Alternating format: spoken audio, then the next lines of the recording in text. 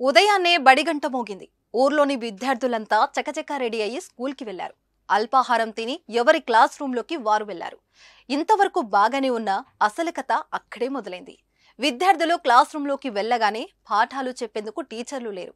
అదేంటి టీచర్లు లేకపోవడం ఏంటని అనుకుంటున్నారా? అయితే ఈ స్టోరీ మీరు చూడాల్సిందే. విద్యార్థులకు విద్యాబుద్ధులు నేర్పాల్సిన గురువులే గాడి తప్పారు. విద్యార్థులకు క్రమశిక్షణ చెప్పాల్సిన టీచర్లే క్రమశిక్షణ తప్పారు.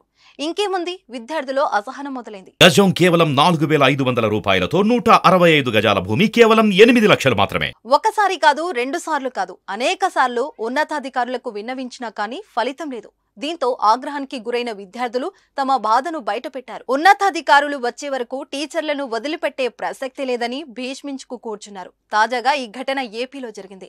కృష్ణా జిల్లా నూతిపాడులోని స్థానిక స్కూల్లో పనిచేస్తున్న 3 టీచర్లు తమకు ఇష్టం వచ్చినట్లు విధులకు హాజరవుతున్నారని విద్యార్థులంతా కలిసి స్కూల్ దగ్గర ధర్నా చేపట్టారు. అంతటితో ఆగకుండా 3 టీచర్లను గదిలో బంధించి స్కూల్ ఎదుట బైఠాయించారు.